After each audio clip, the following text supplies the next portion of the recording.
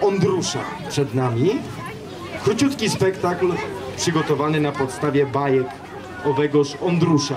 Zapraszamy. Pod horami žili chudí lidé s 5 dětmi. Celým jejich majetkem byla rozpadající se chalupa a černý vepřík, kterého si vysloužili pilnou prací u bohatého sedláka.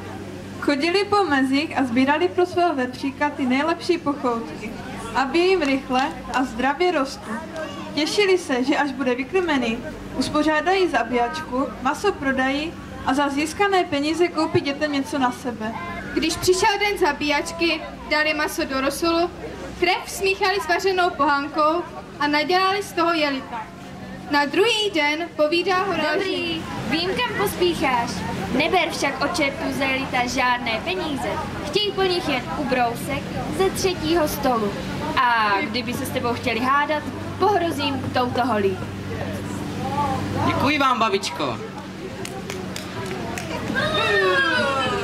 Před branou do pekel se čerti vrhli na horálu v uzlík a snědli všechna jelita. Prostři se. Hostinský vypoulil údivem oči. Pane Bože, to je něco! Váš pokoj je připraven, pane. Na zítří se horál vrátil domů. Do prčic. A chtěl ženu i děti pohostit chutným obědem.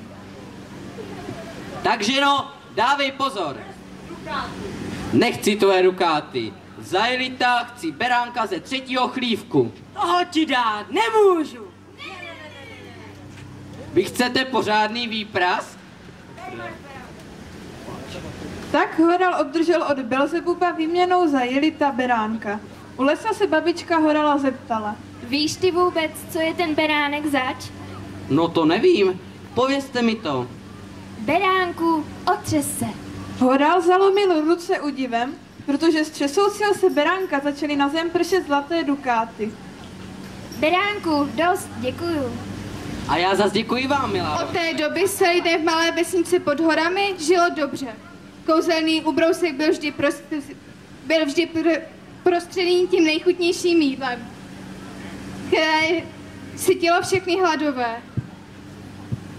A zázračný beránek už nikdy nešetřil na zlatých dukátech pro ty, kteří jeho pomoc potřebovali. Jo.